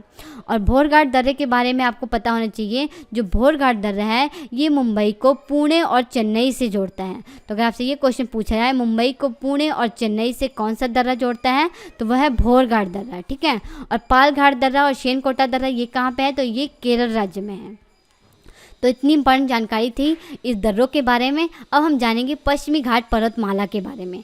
तो जैसे कि मैंने आपको बताया, जो पश्चिमी घाट पर्वतमाला है ये कहाँ से शुरू होती है, तो ये तापी नदी के बाएं तट से शुरू होती है और कहाँ तक फैली हुई है, तो ये तमिलनाडु में कन्याकुमारी तक फैली हुई है। और इसकी कुल लंबाई कितनी है, तो इसकी कुल लंबाई 1600 किलोमीटर है। अब दूसरा क्वेश्चन आपको पता होना चाहिए, जो पश्चिमी घाट पर्वतमाला है यहाँ पे कौन कौन सी पहाड़ियाँ स्थित हैं। तो पश्चिमी घाट पर्वतमाला में ब्रह्मगिरी पहाड़ियाँ स्थित हैं, अजंता पहाड़ियाँ स्थित हैं, सतमाला पहाड़ियाँ स्थित हैं, अन्नामलाई पहाड़ियाँ स्थित हैं, नीलगिरी पहाड़ियाँ स्थित हैं और कालसुबही जो चोटी है ये भी पश्चिमी घाट पर्वतमाला में ही स्थित है। अब तीसरा क्वेश्चन आपको पता होना चाहिए कि पश्चिमी घाट पर्वतमाला की सबसे ऊंची चोटी कौन सी है। तो पश्चिमी घाट पर्वतमाला की जो सबसे ऊंची चोटी है वो है अन्नाईमुड़ी। अन्नाईमुड़ी चोटी पश्चिमी घाट पर्वतमाला की सबसे ऊंची चोटी है। अन्नाईमुड़ी चोटी की ऊंचाई कितनी है, तो अन्नाईमुड़ी चोटी की कुल ऊंचाई 2695 मीटर है। और जो अन्नाईमुड़ी चोटी है ये किस पहाड़ी में स्थित है, तो ये अन्नामलाई पहाड़ी में स्थित है, ठीक है। और अन्नाईमुड़ी चोटी जो है ये दक्षिण भारत की भी सबसे ऊंची चोटी है। अगर आपसे ये क्वेश्चन पूछा जाए कि दक्षिण भारत की सबसे ऊंची चोटी कौन सी है, तो वो है अन्नाईमुड़ी चोटी। इंपॉर्टेंट क्वेश्चन है। अब अगली बात आपको पता होना चाहिए कि पश्चिमी घाट पर्वतमाला की दूसरी सबसे ऊंची चोटी कौन सी है। तो पश्चिमी घाट पर्वतमाला की दूसरी सबसे ऊंची चोटी का नाम है डोडा बेटा चोटी। डोडा बेटा चोटी जो है ये पश्चिमी घाट पर्वतमाला की दूसरी सबसे ऊंची चोटी है। और जो डोडा बेटा चोटी है ये दक्षिण भारत की भी दूसरी सबसे ऊंची चोटी है। इसकी ऊंचाई कितनी है, तो इसकी ऊंचाई 2637 मीटर है। डोडा बेटा चोटी ये किस पहाड़ी में स्थित है, तो डोडा बेटा जो चोटी है ये नीलगिरी पहाड़ियों में स्थित है। देखिए ये सभी चीज़ें आपको जब भारत के पर्वतों से संबंधित टॉप क्वेश्चन करवाए गए थे तो बताए गए थे, तो इसलिए बार बार रिपीट करे जा रहे हैं ताकि आपको अच्छे से याद हो जाए। तो अगर आपने वो वीडियो नहीं देखा है तो उसे प्लीज़, मैं बार बार कह रही हूँ, उसे ज़रूर देखिएगा, वो आपके लिए बहुत ही ज़्यादा हेल्पफुल होगा। नेक्स्ट क्वेश्चन है, पाल घाट निम्नलिखित में से किन के मध्य में स्थित है। आपको बताना है जो पाल घाट दर्रा है ये निम्नलिखित में से किन पहाड़ियों के बीच में स्थित है, ठीक है। तो सबसे पहले आपको पता होना चाहिए कि पाल घाट दर्रा ये किस राज्य में है। आप मैप में देखिए ये है पाल घाट दर्रा, ये किस राज्य में है, तो ये है केरल राज्य में। जैसा कि अभी मैंने आपको बताया था कि केरल राज्य में कितने दर्रे हैं, तो केरल राज्य में कुल 2 दर्रे हैं। कौन कौन से दर्रे हैं, एक तो है पाल घाट दर्रा और दूसरा है शेनकोटा दर्रा। ये दोनों ही दर्रे किस राज्य में है, तो ये दोनों ही दर्रे जो हैं ये केरल राज्य में, ठीक है। अब आप मैप में देखिए ये है पाल घाट दर्रा। पाल घाट दर्रे के उत्तर दिशा की तरफ कौन सी पहाड़ियाँ हैं, तो यह है नीलगिरी पहाड़ियाँ। और इसके दक्षिण दिशा की तरफ कौन सी पहाड़ियाँ, तो यह है अन्नामलाई पहाड़ियाँ। सॉरी, यहाँ पे गलती से अन्नाईमुड़ी लिख दिया गया है, यहाँ पे आएगा अन्नामलाई पहाड़ियाँ। तो पाल घाट दर्रे के दक्षिण दिशा की तरफ है अन्नामलाई पहाड़ियाँ और इसके उत्तर दिशा की तरफ है नीलगिरी पहाड़ियाँ। तो इसमें से आपका राइट आंसर क्या होगा, तो इसका राइट आंसर हो जाएगा ऑप्शन बी। नीलगिरी पहाड़ियाँ जो है ये पाल घाट दर्रे के उत्तर दिशा की तरफ स्थित हैं और अन्नामलाई पहाड़ियाँ जो है ये पाल घाट दर्रे के दक्षिण दिशा की तरफ स्थित है। और इन दोनों पहाड़ियों के बीच में स्थित है पाल घाट दर्रा। तो यहाँ पे आपको पाल घाट दर्रे से संबंधित सभी इंपॉर्टेंट जानकारी मालूम होनी चाहिए। सबसे पहले तो आपको पता होना चाहिए जो पाल घाट दर्रा है इसकी समुद्र तल से ऊंचाई कितनी है। तो पाल घाट दर्रे की समुद्र तल से ऊंचाई 300 मीटर है। अगर आपसे ये क्वेश्चन पूछा जाए जो पाल घाट दर्रा है ये किसको किससे जोड़ता है, तो देखिए जो पाल घाट दर्रा है ये केरल के कोझिकोड को तमिलनाडु के कोयम्बटूर से जोड़ता है। तो जो पाल घाट दर्रा है ये केरल के कोझिकोड यानी कि कालीकट को तमिलनाडु के कोयम्बटूर से जोड़ता है। मोस्ट इंपॉर्टेंट क्वेश्चन, ये क्वेश्चन एग्जाम में पूछा गया है। अब यहाँ पे आपको नीलगिरी पहाड़ियाँ और अन्नामलाई पहाड़ियों के बारे में सारी जानकारी मालूम होनी चाहिए। सबसे पहले हम देखेंगे नीलगिरी पहाड़ियाँ। तो सबसे पहले आप मैप में देखिए यह है नीलगिरी पहाड़ियाँ। अगर आपसे ये क्वेश्चन पूछा जाए पश्चिमी घाट पर्वत श्रेणी पूर्वी घाट पर्वत श्रेणी के मिलने वाली जगह पे कौन सी पहाड़ियाँ स्थित हैं, तो वो है नीलगिरी पहाड़ियाँ। इंपॉर्टेंट क्वेश्चन, ये क्वेश्चन एग्जाम में सीधे ही पूछा गया है कि पश्चिमी घाट पर्वत श्रेणी और पूर्वी घाट पर्वत श्रेणी के मिलने वाली जगह पे कौन सी पहाड़ियाँ स्थित हैं, तो वो है नीलगिरी पहाड़ियाँ। अब आपको पता होना चाहिए कि नीलगिरी पहाड़ियों की सबसे ऊंची चोटी कौन सी है। तो नीलगिरी पहाड़ियों की सबसे ऊंची चोटी है डोडा बेटा चोटी। जो डोडा बेटा चोटी है ये नीलगिरी पहाड़ियों की सबसे ऊंची चोटी है। इसकी ऊंचाई 2637 मीटर है। अभी मैंने आपको पीछे क्वेश्चन बताया था जो डोडा बेटा चोटी है ये दक्षिण भारत की और पश्चिमी घाट पर्वत श्रेणी की दूसरी सबसे ऊंची चोटी है। तो किसी भी तरह से आपके एग्जाम में क्वेश्चन पूछा जाए तो आप इसका जवाब बहुत ही आसान तरीके से दे पाएंगे। और नीलगिरी पहाड़ियाँ ये कहाँ पे स्थित है ये भी आपको पता होना चाहिए। तो नीलगिरी पहाड़ियाँ जो है ये कर्नाटक, तमिलनाडु और केरल राज्य की सीमा पे स्थित हैं। किन राज्यों की सीमा पर नीलगिरी पहाड़ियाँ स्थित है? कर्नाटक, तमिलनाडु और केरल राज्य की सीमा पर स्थित है नीलगिरी पहाड़ियाँ। उसके बाद आपको अन्नामलाई पहाड़ियों के बारे में सारी जानकारी मालूम होनी चाहिए। तो अन्नामलाई पहाड़ियाँ ये किस पर्वत श्रेणी का हिस्सा है? तो ये पश्चिमी घाट पर्वत श्रेणी का हिस्सा है। और ये कहाँ पे स्थित है? तो अन्नामलाई पहाड़ियाँ जो हैं ये केरल और तमिलनाडु राज्य की सीमा पे स्थित हैं। और आपको पता होना चाहिए जो पश्चिमी घाट पर्वत श्रेणी की जो सबसे ऊंची चोटी है अन्नाईमुड़ी, ये किन पहाड़ियों में स्थित है? तो ये अन्नामलाई पहाड़ियों में ही स्थित है। अगला प्रश्न है, तुजु दर्रा भारत को किस देश से जोड़ता है? तो सबसे पहले आप मैप में देखिए कि तुजु दर्रा ये कहाँ पे है। तो देखिए ये है तुजु दर्रा, ये किस राज्य में है? तो ये मणिपुर राज्य में है। तुजु दर्रा जो है ये मणिपुर राज्य में है। तुजु दर्रा ये भारत को किस देश से जोड़ रहा है? तो यहाँ पे कौन सा देश है? तो यहाँ पे है म्यांमार या फिर कह सकते हैं बर्मा। जो तुजु दर्रा है ये भारत को बर्मा से यानी कि म्यांमार से जोड़ता है। तो आपका राइट आंसर क्या होगा? तो आपका राइट आंसर हो जाएगा ऑप्शन बी, म्यांमार से जोड़ता है तुजु दर्रा। देखिए जो तुजु दर्रा है ये म्यांमार को किससे जोड़ता है? तो ये म्यांमार को मणिपुर की कैपिटल इम्फाल से जोड़ता है। मोस्ट इंपॉर्टेंट क्वेश्चन है। नेक्स्ट क्वेश्चन है, बोमिडला दर्रा भारत के किस राज्य में स्थित है? आपको बताना है कि बोमिडला दर्रा भारत के किस राज्य में स्थित है। तो सबसे पहले आप मैप में देखिए कि बोमिडला दर्रा ये कहाँ पे है। तो देखिए ये है बोमिडला दर्रा, ये किस राज्य में है? तो ये अरुणाचल प्रदेश राज्य में है। तो उसका राइट आंसर क्या होगा? तो इसका राइट आंसर हो जाएगा ऑप्शन डी, अरुणाचल प्रदेश राज्य में स्थित है बोमिडला दर्रा। अब आपको पता होना चाहिए कि अरुणाचल प्रदेश राज्य में कितने दर्रे हैं। तो अरुणाचल प्रदेश राज्य में कुल 3 दर्रे हैं। कौन कौन से हैं? एक तो है बोमिडला दर्रा, दूसरा है यांगयाप दर्रा और तीसरा है दीफू दर्रा। ये तीनों ही दर्रे जो हैं ये अरुणाचल प्रदेश राज्य में स्थित हैं। यहाँ पे बोमिडला दर्रे के बारे में 2 इंपॉर्टेंट बातें आपको मालूम होनी चाहिए कि जो बोमिडला दर्रा है इसकी समुद्र तल से ऊंचाई कितनी है। तो बोमिडला दर्रा की समुद्र तल से ऊंचाई 2217 मीटर है। और दूसरा क्वेश्चन आपको पता होना चाहिए जो बोमिडला दर्रा है यह अरुणाचल प्रदेश को किससे जोड़ता है। तो बोमिडला दर्रा जो है ये अरुणाचल प्रदेश के तवांग को तिब्बत से जोड़ता है। तो अगर आपसे ये क्वेश्चन पूछा जाए कि अरुणाचल प्रदेश के तवांग को तिब्बत से कौन सा दर्रा जोड़ता है, तो वह बोमिडला दर्रा। इंपॉर्टेंट क्वेश्चन है। नेक्स्ट क्वेश्चन है, निम्नलिखित में से कौन सा दर्रा हिमाचल प्रदेश में स्थित नहीं है। आपको बताना है कि इनमें से कौन सा दर्रा हिमाचल प्रदेश राज्य में स्थित नहीं है। सबसे पहले आप यहाँ पे देखिए ऑप्शन में, रोहतांग दर्रा ये कहाँ पे है? तो ये हिमाचल प्रदेश राज्य में है। बारालाचला दर्रा ये किस राज्य में है? तो ये भी हिमाचल प्रदेश राज्य में है। शिवकिल्ला दर्रा ये कहाँ पे है? तो ये भी हिमाचल प्रदेश राज्य में है। तो यहाँ पे क्वेश्चन पूछा गया कि निम्न में से कौन सा दर्रा हिमाचल प्रदेश राज्य में स्थित नहीं है। तो आपका राइट आंसर हो जाएगा ऑप्शन डी, जलपला दर्रा। जो जलपला दर्रा है ये हिमाचल प्रदेश राज्य में स्थित नहीं है। ये किस राज्य में स्थित है? तो ये सिक्किम राज्य में स्थित है। ठीक है, अब यहाँ पे आपको जलपला दर्रे के बारे में सारी जानकारी मालूम होनी चाहिए। तो जैसे कि मैंने आपको बताया जो जलपला दर्रा ये किस राज्य में स्थित है? तो ये सिक्किम राज्य में है। अब आपको पता होना चाहिए कि जलपला दर्रा की समुद्र तल से ऊंचाई कितनी है। तो जलपला दर्रा की समुद्र तल से ऊंचाई 4270 मीटर है। और तीसरा क्वेश्चन आपको पता होना चाहिए जो जलपला दर्रा है ये सिक्किम को किससे जोड़ता है। तो जलपला दर्रा जो है ये सिक्किम को भूटान से जोड़ता है। और चौथा क्वेश्चन आपको मालूम होना चाहिए जो जलपला दर्रा है इसका निर्माण किस नदी के द्वारा हुआ है। तो जलपला दर्रे का निर्माण तीस्ता नदी के द्वारा हुआ है। इंपॉर्टेंट क्वेश्चन, ये क्वेश्चन एग्जाम में सीधे ही पूछा गया है कि जलपला दर्रे का निर्माण किस नदी के द्वारा हुआ है। तो तीस्ता नदी के द्वारा जलपला दर्रे का निर्माण हुआ है।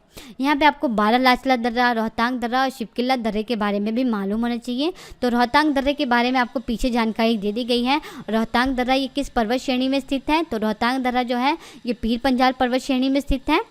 और रोहतांग दर्रा ये किसको किससे जोड़ता है। तो रोहतांग दर्रा जो है ये हिमाचल प्रदेश के मनाली को लेह से जोड़ता है।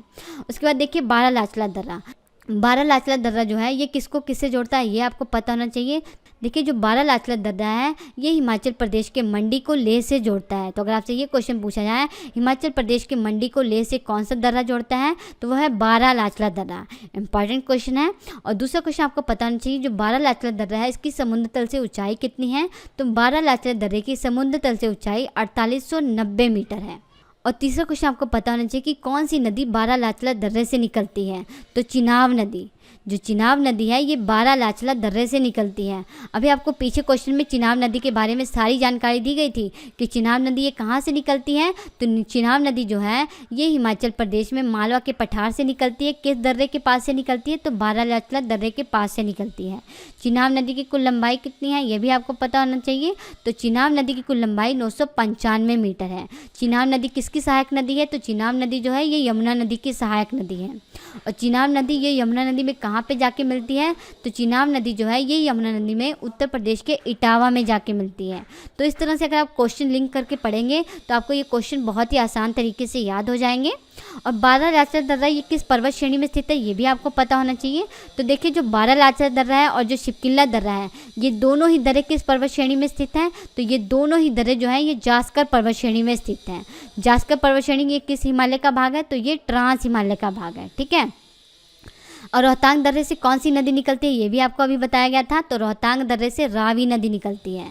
रावी नदी जो है ये हिमाचल प्रदेश के कांगड़ा जिले से निकलती है। किस दर्रे से निकलती है, तो रोहतांग दर्रे से निकलती है, ठीक है। उसके बाद है शिपकिल्ला दर्रा। शिपकिल्ला दर्रा जो है इसकी समुद्र तल से ऊंचाई कितनी है ये आपको पता होना चाहिए। तो शिपकिल्ला दर्रे की समुद्र तल से ऊंचाई 4300 मीटर है। और दूसरा क्वेश्चन आपको पता होना चाहिए जो शिपकिल्ला दर्रा है ये किसको किससे जोड़ता है। तो शिपकिल्ला दर्रा जो है ये हिमाचल प्रदेश के शिमला को तिब्बत से जोड़ता है। तो अगर आपसे ये क्वेश्चन पूछा जाए हिमाचल प्रदेश के शिमला को तिब्बत से कौन सा दर्रा जोड़ता है, तो वो है शिपकिल्ला दर्रा, ठीक है। और शिपकिल्ला दर्रे से होकर कौन सी नदी हमारे भारत में प्रवेश करती है, मोस्ट इंपॉर्टेंट क्वेश्चन। ये क्वेश्चन एग्जाम में पूछा गया है कि कौन सी नदी शिपकिल्ला दर्रे से होकर हमारे भारत में प्रवेश करती है, तो वह है सतलुज नदी। सतलुज नदी जो है ये शिपकिल्ला दर्रे से होकर हमारे भारत में प्रवेश करती है। ये सभी क्वेश्चन इंपॉर्टेंट हैं, इसे ज़रूर नोट डाउन कर लीजिएगा, यहाँ से आपके एग्जाम में ज़रूर क्वेश्चन पूछे जाएंगे। तो इतनी इंपॉर्टेंट जानकारी थी इस क्वेश्चन के बारे में। नेक्स्ट क्वेश्चन है निम्नलिखित में से भारत का सबसे ऊंचा दर्रा कौन सा है। आपको बताना है कि इनमें से भारत का सबसे ऊंचा दर्रा कौन सा है। तो इसका राइट आंसर हो जाएगा ऑप्शन ए, काराकोरम दर्रा। जो काराकोरम दर्रा है ये हमारे भारत का सबसे ऊंचा दर्रा है। अब आपको पता होना चाहिए जो काराकोरम दर्रा है इसकी समुद्र तल से ऊंचाई कितनी है। तो आप मैप में देखिए ये है काराकोरम दर्रा, इसकी समुद्र तल से ऊंचाई कितनी है। तो काराकोरम दर्रे की समुद्र तल से 5540 मीटर ऊंचाई है और ये हमारे भारत का सबसे ऊंचा दर्रा है, ठीक है। और काराकोरम दर्रा ये किस केंद्र शासित प्रदेश में है, तो ये लद्दाख केंद्र शासित प्रदेश में है। और तीसरा क्वेश्चन आपको पता होना चाहिए जो काराकोरम दर्रा है ये किस पर्वत श्रेणी में स्थित है। तो काराकोरम दर्रा जो है ये काराकोरम पर्वत श्रेणी में ही स्थित है। तभी मैंने आपको बताया था कि काराकोरम पर्वत श्रेणी ये किस हिमालय का भाग है, तो ये ट्रांस हिमालय का भाग है। काराकोरम पर्वत श्रेणी, जास्कर पर्वत श्रेणी और लद्दाख पर्वत श्रेणी ये तीनों ही पर्वत श्रेणियाँ जो है ये ट्रांस हिमालय में स्थित हैं। और ट्रांस हिमालय जो है ये हिमालय का सबसे उत्तरी भाग है। बार बार रिपीट कर रही हूँ, अगर आपने भारत के पर्वतों से संबंधित टॉप क्वेश्चन नहीं पढ़े हैं तो जरूर पढ़िएगा, ये सभी चीज़ें आपको अच्छे से समझ आएंगी, ठीक है। तो इतनी इंपॉर्टेंट जानकारी थी इस क्वेश्चन के बारे में। नेक्स्ट क्वेश्चन है ब्रह्मपुत्र नदी निम्न में से किस दर्रे से होकर हमारे भारत में प्रवेश करती है। तो सबसे पहले आप मैप में देखिए कि ब्रह्मपुत्र नदी ये कहाँ पे है। ये आप मैप में देख रहे होंगे, ये है ब्रह्मपुत्र नदी। ये कौन सी नदी है, तो ये है ब्रह्मपुत्र नदी। ये ब्रह्मपुत्र नदी है, ये किस दर्रे से होकर हमारे भारत में प्रवेश करती है ये आपको पता होना चाहिए। तो इसका राइट आंसर हो जाएगा ऑप्शन बी, यांग्याब दर्रा। जो ब्रह्मपुत्र नदी है ये यांग्याब दर्रे से होकर हमारे भारत में प्रवेश करती है। देखिए जब आपको भारत की नदियों से संबंधित टॉप क्वेश्चन करवाए गए थे तो यहाँ पे आपको ब्रह्मपुत्र नदी के बारे में सारी इंपॉर्टेंट जानकारी दी गई थी। ये कहाँ से निकलती है और ये किस दर्रे से होकर हमारे भारत में प्रवेश करती है, ये सारी इंपॉर्टेंट जानकारी आपको दी गई थी। तो अगर आपने वो वीडियो नहीं देखा है तो उसे ज़रूर देखिएगा। अब यहाँ पे आपको यांग्याब दर्रे के बारे में मालूम होना चाहिए। जो यांग्याब दर्रा है ये किस राज्य में है, तो ये अरुणाचल प्रदेश राज्य में है। अरुणाचल प्रदेश राज्य में कितने दर्रे हैं, तो अरुणाचल प्रदेश राज्य में 3 दर्रे। कौन कौन से दर्रे हैं, एक तो है यांग्याब दर्रा, दूसरा है बोमडिला दर्रा और तीसरा है दीफू दर्रा। यांग्याब दर्रा ये अरुणाचल प्रदेश राज्य में कहाँ पे है ये भी आपको पता होना चाहिए। तो यांग्याब दर्रा जो है ये अरुणाचल प्रदेश राज्य में अरुणाचल प्रदेश और तिब्बत की सीमा पे स्थित है, ठीक है। और दीफू दर्रा जो है ये कहाँ पे है ये भी आपको पता होना चाहिए। तो दीफू दर्रा जो है ये अरुणाचल प्रदेश और म्यांमार की सीमा पे स्थित है, यहाँ पे स्थित है दीफू दर्रा, ओके। उसके बाद आपको ब्रह्मपुत्र नदी के बारे में सारी जानकारी मालूम होनी चाहिए कि ब्रह्मपुत्र नदी ये कहाँ से निकलती है, इसकी कुल लंबाई कितनी है, तो ये सब आपको चीज़ें मालूम होनी चाहिए। सबसे पहले आप मैप पे देखिए, ये है ब्रह्मपुत्र नदी। ये कहाँ से निकलती है, तो ब्रह्मपुत्र नदी जो है ये तिब्बत के मानसरोवर झील के पास से निकलती है। किस ग्लेशियर से निकलती है ये आपको पता होना चाहिए, क्योंकि तिब्बत की मानसरोवर झील के पास से बहुत सी नदियाँ निकलती हैं। जो सतलुज नदी है ये भी तिब्बत के मानसरोवर झील के पास से निकलती है। सिंधु नदी जो है ये भी तिब्बत के मानसरोवर झील के पास से ही निकलती है। ग्लेशियर का नाम आपको मालूम होना चाहिए। तो अगर आपसे ये क्वेश्चन पूछ लिया जाए कि ब्रह्मपुत्र नदी किस ग्लेशियर से निकलती है, तो आपको इसका राइट आंसर मालूम होना चाहिए। तो देखिए जो ब्रह्मपुत्र नदी है तिब्बत के मानसरोवर झील के पास से निकलती है। किस ग्लेशियर से निकलती है, तो चेमा युंगडुंग ग्लेशियर से निकलती है। किस ग्लेशियर से निकलती है, तो चेमा युंगडुंग ग्लेशियर से निकलती है ब्रह्मपुत्र नदी। उसके बाद आप मैप में देखिए जो ब्रह्मपुत्र नदी है वो यहाँ से यू टर्न ले रही है, यहाँ से यू टर्न ले रही है ब्रह्मपुत्र नदी। ये यू टर्न क्यों ले रही है ब्रह्मपुत्र नदी, ये आपको पता होना चाहिए। तो यहाँ पे एक चोटी है, इस चोटी का नाम है नामचा बरवा चोटी। इस चोटी का नाम है नामचा बरवा चोटी। तो नामचा बरवा चोटी होने के कारण जो ब्रह्मपुत्र नदी है ये यू टर्न लेती है और हमारे भारत के किस राज्य में एंटर करती है, तो ये हमारे भारत के अरुणाचल प्रदेश राज्य में एंटर करती है। उसके बाद ये हमारे भारत के असम राज्य में एंटर करती है। असम राज्य में एंटर करने के बाद ये बांग्लादेश में चली जाती है और बांग्लादेश में जाने के बाद ये कहाँ पे जाके गिरती है, बंगाल की खाड़ी में जाके गिरती है। ठीक है, अब आपको पता होना चाहिए जो ब्रह्मपुत्र नदी है इसे तिब्बत में किस नाम से जाना जाता है, तो ब्रह्मपुत्र नदी को तिब्बत में सांगपो नाम से जाना जाता है। ब्रह्मपुत्र नदी को तिब्बत में सांगपो नाम से जाना जाता है। और जब ये अरुणाचल प्रदेश में एंटर करती है ब्रह्मपुत्र नदी, तो अरुणाचल प्रदेश में ब्रह्मपुत्र नदी को दिहांग नाम से जाना जाता है। उसके बाद ये हमारे भारत के असम राज्य में एंटर करती है। असम राज्य में ब्रह्मपुत्र नदी को ब्रह्मपुत्र नदी के नाम से ही जाना जाता है। उसके बाद ब्रह्मपुत्र नदी जो है ये कहाँ पे चली जाती है, तो ये बांग्लादेश में चली जाती है। बांग्लादेश में ब्रह्मपुत्र नदी को किस नाम से जाना जाता है, तो बांग्लादेश में ब्रह्मपुत्र नदी को जमुना नाम से जाना जाता है। अब आपको पता होना चाहिए कि ब्रह्मपुत्र नदी की ये जो कुल लंबाई है ये कितनी है, तो ब्रह्मपुत्र नदी की जो कुल लंबाई है ये 2900 किलोमीटर है। अगर आपसे ये क्वेश्चन पूछा जाए भारत में ब्रह्मपुत्र नदी की लंबाई कितनी है, तो भारत में ब्रह्मपुत्र नदी की लंबाई मात्र 916 किलोमीटर है। जो ब्रह्मपुत्र नदी है ये हमारे भारत में मात्र 916 किलोमीटर बहती है। उसके बाद ये बांग्लादेश में चली जाती है। बांग्लादेश में ब्रह्मपुत्र नदी को जमुना नाम से जाना जाता है। ठीक है, और तिब्बत में ब्रह्मपुत्र नदी को सांगपो नाम से जाना जाता है। अरुणाचल प्रदेश में ब्रह्मपुत्र नदी को दिहांग नाम से जाना जाता है और असम राज्य में ब्रह्मपुत्र नदी को ब्रह्मपुत्र नदी के नाम से ही जाना जाता है। देखिए जो ब्रह्मपुत्र नदी है जब यह अरुणाचल प्रदेश से असम राज्य में एंटर करती है तो असम राज्य में ढाल होने के कारण जो ब्रह्मपुत्र नदी है ये कई भागों में बंट जाती है। तो कई भागों में बंटने के बाद जो ब्रह्मपुत्र नदी है ये असम राज्य में एक नदी द्वीप का निर्माण करती है। इस नदी द्वीप का नाम है माजुली द्वीप। इस द्वीप का नाम है माजुली द्वीप। देखिए जो माजुली द्वीप है ये विश्व का सबसे बड़ा द्वीप है। इसका निर्माण किस नदी के द्वारा हुआ है, तो इसका निर्माण ब्रह्मपुत्र नदी के द्वारा हुआ है। किस राज्य में हुआ है, तो असम राज्य में हुआ है। इंपॉर्टेंट क्वेश्चन है, ये क्वेश्चन एग्जाम में सीधे ही पूछा गया है, नोट डाउन कर लीजिएगा। तो इतनी जानकारी आपको इस क्वेश्चन के बारे में मालूम होनी चाहिए थी। नेक्स्ट क्वेश्चन है, निम्न में से कौन सा दर्रा श्रीनगर को गिलगित से जोड़ता है। आपको बताना है कि इनमें से कौन सा दर्रा श्रीनगर को गिलगित से जोड़ता है। तो इसका राइट आंसर हो जाएगा ऑप्शन सी, बुर्जिल दर्रा। जो बुर्जिल्ला दर्रा है ये श्रीनगर को गिलगित से जोड़ता है। अब आपको पता होना चाहिए कि बुर्जिल्ला दर्रा ये कहाँ पे है। आप मैप में देखिए, यह है बुर्जिल्ला दर्रा। ये कहाँ पे है, तो ये केंद्र शासित प्रदेश लद्दाख में है। देखिए जो बुर्जिल्ला दर्रा ये लद्दाख में कहाँ है, तो ये पाक अधिकृत कश्मीर वाले क्षेत्र में स्थित है बुर्जिल दर्रा। लद्दाख का वो हिस्सा जो कि पाकिस्तान के कब्जे में है वहाँ पे स्थित है बुर्जिल दर्रा। और बुर्जिल दर्रा की समुद्र तल से ऊंचाई कितनी है, तो बुर्जिल दर्रा की समुद्र तल से ऊंचाई 4100 मीटर है। नेक्स्ट क्वेश्चन है, निम्नलिखित में से कौन सा दर्रा केरल राज्य में स्थित है। आपको बताना है कि इनमें से कौन सा दर्रा केरल राज्य में स्थित है। तो मैंने आपको पीछे क्वेश्चन में बताया था कि केरल राज्य में कितने दर्रे हैं, तो केरल राज्य में कुल 2 दर्रे हैं। कौन कौन से दर्रे हैं, एक तो है पालघाट दर्रा और दूसरा है शेनकोटा दर्रा। इसमें से आपका राइट आंसर क्या होगा, तो आपका राइट आंसर हो जाएगा ऑप्शन बी, शेनकोटा दर्रा।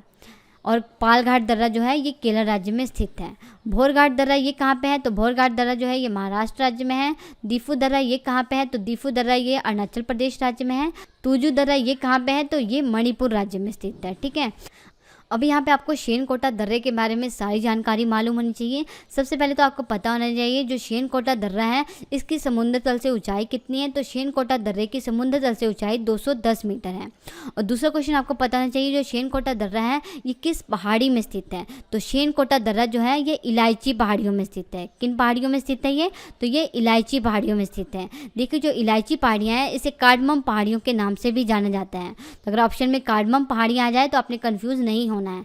कार्डमम पहाड़ियों को ही इलायची पहाड़ियों के नाम से ही जाना जाता है। और जो शेनकोटा दर्रा है ये इलायची पहाड़ियों में ही स्थित है। देखिए इलायची पहाड़ियों के यहाँ पे नाम आया तो इससे संबंधित एक इंपॉर्टेंट जानकारी आपको मालूम होनी चाहिए। जो इलायची पहाड़ियाँ हैं ये भारत की सबसे दक्षिणी पर्वत श्रेणी है। अगर आपसे ये क्वेश्चन पूछा जाए भारत की सबसे दक्षिणी पर्वत श्रेणी कौन सी है, तो वह है इलायची पहाड़ियाँ। जिसे कार्डमम पहाड़ियों के नाम से भी जाना जाता है। और अगला क्वेश्चन आपको पता होना चाहिए, जो शेनकोटा दर्रा है ये किसको किससे जोड़ता है। तो शेनकोटा दर्रा जो है ये केरल के तिरुवनंतपुरम को तमिलनाडु के मदुरै से जोड़ता है। तिरुवनंतपुरम को मदुरै से कौन सा दर्रा जोड़ता है, तो वो है शेनकोटा दर्रा। शेनकोटा दर्रा जो है ये केरल के तिरुवनंतपुरम को मदुरै से जोड़ता है। तो इतनी इंपॉर्टेंट जानकारी थी इस क्वेश्चन के बारे में। नेक्स्ट क्वेश्चन है, सतलुज नदी किस दर्रे से होकर हमारे भारत में प्रवेश करती है। तो अभी आपको पीछे क्वेश्चन में बताया था कि सतलुज नदी ये किस दर्रे से होकर हमारे भारत में प्रवेश करती है। तो इसका राइट आंसर हो जाएगा ऑप्शन सी, शिपकिल्ला दर्रा। जो सतलुज नदी है ये शिपकिल्ला दर्रे से होकर हमारे भारत में प्रवेश करती है। और शिपकिल्ला दर्रा ये कहाँ पे स्थित है, तो ये हिमाचल प्रदेश राज्य में स्थित है। शिपकिल्ला दर्रा ये किसको किससे जोड़ता है, तो शिपकिल्ला दर्रा जो है ये हिमाचल प्रदेश के शिमला को तिब्बत से जोड़ता है। और इसकी समुद्र तल से ऊंचाई कितनी है, तो इसकी समुद्र तल से ऊंचाई 4300 मीटर है। ठीक है। और शिपकल्ला दर्रे से होकर जो सतलुज नदी है ये हमारे भारत में प्रवेश करती है। अब यहाँ पे आपको सतलुज नदी के बारे में सारी जानकारी मालूम होनी चाहिए कि सतलुज नदी ये कहाँ से निकलती है, ये कहाँ से होकर हमारे भारत में प्रवेश करती है, उसके बाद ये कहाँ पे चली जाती है, ये सारी जानकारी आपको मालूम होनी चाहिए। तो आप मैप में देखिए, ये है सतलुज नदी। ये कौन सी नदी है, तो ये सतलुज नदी है। तो सतलुज नदी ये कहाँ से निकलती है, तो सतलुज नदी जो है ये तिब्बत के मानसरोवर झील के पास से निकलती है। किस ग्लेशियर से निकलती है ये आपको मालूम होना चाहिए। अभी मैंने आपको पीछे क्वेश्चन में बताया था कि बहुत सी नदियाँ जो है ये तिब्बत के मानसरोवर झील के पास से निकलती हैं। तो मेनली आपको ग्लेशियर का नाम मालूम होना चाहिए। तो सतलुज नदी जो है ये तिब्बत के मानसरोवर झील के पास से निकलती है। किस ग्लेशियर से निकलती है, तो राक्सताल ग्लेशियर से निकलती है। जबकि जो ब्रह्मपुत्र नदी ये किस ग्लेशियर से निकल रही थी, तो ये चेमा युंगडुंग ग्लेशियर से निकल रही थी। ये भी तिब्बत के मानसरोवर झील के पास से ही निकल रही थी। ठीक है। उसके बाद जो सतलुज नदी है ये कहाँ पे एंटर करती है, तो ये हिमाचल प्रदेश राज्य में शिपकिल्ला दर्रे से होकर हमारे भारत में प्रवेश करती है।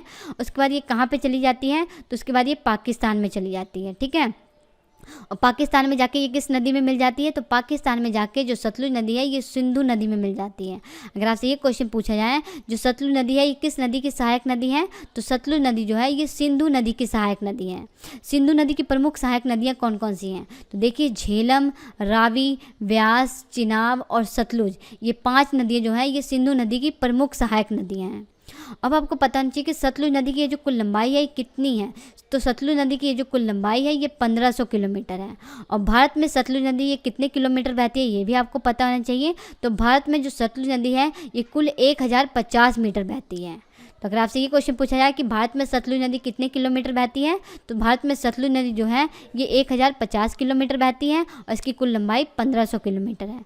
तो इतनी इंपॉर्टेंट जानकारी आपको इस क्वेश्चन के बारे में मालूम होनी चाहिए थी। नेक्स्ट क्वेश्चन है, निम्नलिखित पर्वतीय दर्रों का पश्चिम से पूर्व की ओर स्थित सही क्रम पहचानिए।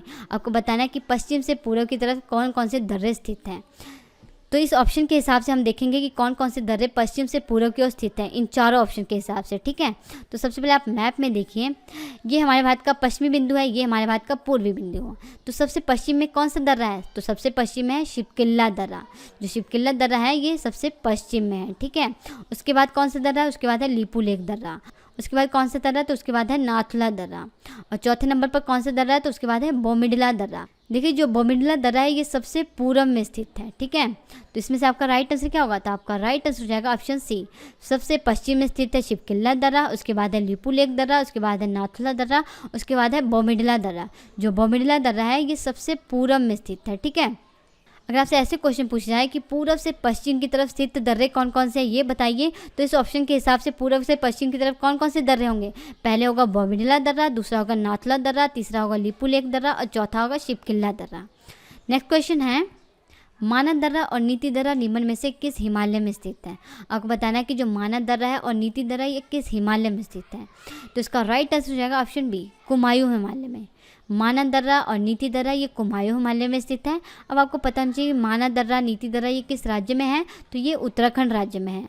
उत्तराखंड राज्य में कुल 3 दर्रे हैं। कौन कौन से दर्रे हैं, एक तो है मानस दर्रा, दूसरा है नीति दर्रा और तीसरा है लिपुलेख दर्रा। मानस दर्रा और नीति दर्रा जो है ये उत्तराखंड को किससे जोड़ते हैं, तो ये उत्तराखंड को तिब्बत से जोड़ते हैं। और मैंने आपको बताया था कि जो मानस दर्रा है, नीति दर्रा है और जो लीपू लेक दर्रा है, इन तीनों ही दर्रों का उपयोग कैलाश पर्वत और मानसरोवर की यात्रा करने के लिए किया जाता है। अब यहाँ पे आपको कुमायूं हिमालय के बारे में मालूम होना चाहिए। तो जैसे कि मैंने आपको बताया था, जो हिमालय पर्वत श्रेणी है इसे समझने के लिए 2 भागों में बांटा गया था। पहले भाग में इसे उत्तर से दक्षिण दिशा की तरफ इसका विभाजन किया गया था 4 भागों में, और दूसरे भाग में इसे पश्चिम से पूर्व की ओर इसे 4 भागों में बांटा गया था। ठीक है, तो जब इसे उत्तर से दक्षिण दिशा की तरफ 4 भागों में बांटा गया था तो सबसे उत्तरी भाग को ट्रांस हिमालय कहा जा रहा था, उसके अगले भाग को महान हिमालय या हायर हिमालय कहा जा रहा था, और तीसरे भाग को मध्य हिमालय कहा जा रहा था, और सबसे दक्षिणी भाग को क्या कहा जाता था, तो शिवालिक हिमालय कहा जाता था। ठीक है, अब पश्चिम से पूर्व की ओर इसे 4 भागों में बांटा गया था। सबसे पश्चिमी भाग को पंजाब हिमालय कहा जाता है, उसके अगले भाग को कुमायूं हिमालय कहा जाता है, और तीसरे नंबर वाले भाग को नेपाल हिमालय कहा जाता है, और सबसे पूर्वी भाग को क्या कहते हैं, तो सबसे पूर्वी भाग को असम हिमालय कहते हैं। तो ये देखिए हिमालय पर्वत श्रेणी का ये है पश्चिम से पूर्व की ओर विभाजन। तो पश्चिम से पूर्व की ओर से इस तरह से बांटा गया है, इस प्रकार से। ठीक है, 4 भागों में बांटा गया है, पंजाब हिमालय, कुमायूं हिमालय, नेपाल हिमालय और असम हिमालय। सबसे पूर्वी भाग को असम हिमालय कहते हैं। ठीक है, अब यहाँ पे आपको कुमायूं हिमालय के बारे में ये पता होना चाहिए। जो कुमायूं हिमालय है ये किस राज्य में फैला हुआ है, तो कुमायूं हिमालय जो है ये उत्तराखंड राज्य में फैला हुआ है। और कुमायूं हिमालय की ये जो कुल लंबाई है ये कितने किलोमीटर है, तो कुमायूं हिमालय की ये जो कुल लंबाई है ये 320 किलोमीटर है। और दूसरा क्वेश्चन आपको पता होना चाहिए कि कुमायूं हिमालय से कौन कौन से ग्लेशियर निकलते हैं। तो देखिए जो गंगोत्री ग्लेशियर है और जो यमुनोत्री ग्लेशियर है, ये दोनों ही ग्लेशियर जो हैं ये कुमायूं हिमालय से निकलते हैं।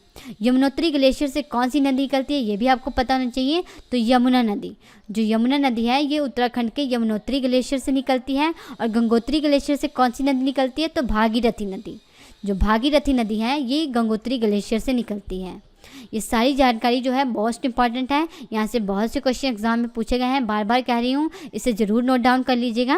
अब आपको पता होना चाहिए किस नदी से लेकर किस नदी का जो हिस्सा है ये कुमायूं हिमालय कहलाता है। तो आप मैप में देखिए ये कौन सी नदी है, तो यह है सतलुज नदी, और ये कौन सी नदी है, तो यह है काली नदी। तो सतलुज नदी से लेकर काली नदी का जो हिस्सा है ये कुमायूं हिमालय कहला रहा है, जबकि सिंधु नदी से लेकर सतलुज नदी का जो हिस्सा है ये पंजाब हिमालय कहलाता है, और काली नदी से लेकर तीस्ता नदी का जो हिस्सा है ये नेपाल हिमालय कहलाता है, और तीस्ता नदी से लेकर ब्रह्मपुत्र नदी का जो हिस्सा है ये असम हिमालय कहलाता है। ये सभी क्वेश्चन इंपॉर्टेंट है, यहाँ से एग्जाम में क्वेश्चन पूछे गए हैं। नेक्स्ट क्वेश्चन है, निम्न में से कौन सा दर्रा असम हिमालय में स्थित है। आपको बताना है कि इनमें से कौन सा दर्रा जो है ये असम हिमालय में स्थित है। तो सबसे पहले आप मैप में देखिए कि असम हिमालय ये कहाँ पे है। तो जैसे कि मैंने आपको बताया था जो असम हिमालय है ये हिमालय पर्वत श्रेणी का सबसे पूर्वी भाग है। ये हिमालय पर्वत श्रेणी का सबसे पूर्वी भाग है। ठीक है, तो असम हिमालय में कौन कौन से दर्रे हैं ये आपको पता होना चाहिए। तो इसका राइट आंसर हो जाएगा ऑप्शन डी, ए और बी। जो यांगयाप दर्रा है और जो जिलपला दर्रा है ये दोनों ही दर्रे जो हैं ये असम हिमालय में स्थित हैं। यांगयाप दर्रा जो है ये अरुणाचल प्रदेश राज्य में स्थित है। यांगयाप दर्रे से कौन सी नदी हमारे भारत में प्रवेश करती है, तो ब्रह्मपुत्र नदी। जो ब्रह्मपुत्र नदी है ये यांगयाप दर्रे से होकर हमारे भारत में प्रवेश करती है। और जिलपला दर्रा ये किस राज्य में है, तो ये सिक्किम राज्य में है। जो जिलपला दर्रा है ये सिक्किम को किससे जोड़ता है, तो ये सिक्किम को भूटान से जोड़ता है। मोस्ट इंपॉर्टेंट क्वेश्चन है। अब यहाँ पे आपको असम हिमालय के बारे में सारी जानकारी मालूम होनी चाहिए। तो देखिए यह है असम हिमालय। जैसे कि मैंने आपको बताया था कि पश्चिम से पूर्व की ओर से 4 भागों में बांटा गया। सबसे पश्चिमी भाग को पंजाब हिमालय कहते हैं और सबसे पूर्वी भाग को असम हिमालय कहा जाता है। ठीक है, और असम हिमालय की ये जो कुल लंबाई है ये कितने किलोमीटर है ये आपको पता होना चाहिए। तो असम हिमालय की ये जो कुल लंबाई है ये 750 किलोमीटर है। और दूसरा क्वेश्चन आपको पता होना चाहिए जो असम हिमालय ये हमारे भारत के किन किन राज्यों में फैला हुआ है। तो असम हिमालय जो है ये हमारे भारत के 3 राज्यों में फैला हुआ है। कौन कौन से, पहला तो है सिक्किम, दूसरा है अरुणाचल प्रदेश और तीसरा है असम। इन 3 राज्यों में जो असम हिमालय है ये फैला हुआ है। और एक और देश है भूटान, भूटान में भी जो असम हिमालय है ये फैला हुआ है। ठीक है, उसके बाद आपको पता होना चाहिए जो असम हिमालय है ये किस नदी से लेकर किस नदी का हिस्सा असम हिमालय कहलाता है। तो तीस्ता नदी से लेकर ब्रह्मपुत्र नदी का जो हिस्सा है ये असम हिमालय कहलाता है। जैसे कि मैंने आपको पीछे क्वेश्चन में बताया था जो ब्रह्मपुत्र नदी है ये तिब्बत के मानसरोवर झील के पास से निकलती है। किस ग्लेशियर से निकलती है, तो चेमा योंगडुंग ग्लेशियर से ही निकल रही थी। ठीक है, उसके बाद ये यहाँ से यू टर्न लेती है। यहाँ पे यू टर्न क्यों लेती है, क्योंकि यहाँ पे एक पहाड़ी है, इस पहाड़ी का नाम है नामचा बरवा पहाड़ी। नामचा बरवा चोटी होने के कारण ये यू टर्न लेती है और हमारे भारत के अरुणाचल प्रदेश राज्य में एंटर करती है। ठीक है, तो देखिए जो नामचा बरवा चोटी ये किस हिमालय का भाग है, तो ये असम हिमालय का ही भाग है। और नामचा बरवा चोटी जो है ये हिमालय की सबसे पूर्वी चोटी है। अगर आपसे ये क्वेश्चन पूछा जाए हिमालय की सबसे पूर्वी चोटी कौन सी है, तो वह है नामचा बरवा चोटी। और हिमालय का सबसे पूर्वी भाग कौन सा है, तो वो है असम हिमालय। तो किसी भी प्रकार से एग्जाम में क्वेश्चन पूछा है, कंफ्यूज नहीं होना है। यहाँ पे नामचा बरवा चोटी का नाम आया तो इसकी ऊंचाई कितनी है ये आपको पता होना चाहिए। तो नामचा बरवा चोटी की कुल ऊंचाई 7,756 मीटर है। और ये कहाँ पे स्थित है, तो ये अरुणाचल प्रदेश और तिब्बत की सीमा पे स्थित है।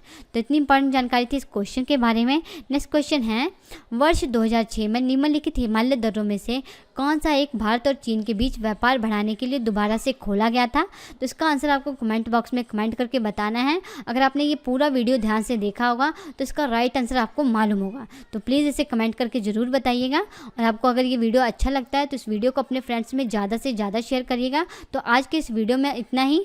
वीडियो अगर आपको अच्छा लगता है तो इसे लाइक करिएगा, शेयर करिएगा, कमेंट करिएगा। हम आपसे मिलते हैं नेक्स्ट लेक्चर में, तब तक के लिए नमस्कार।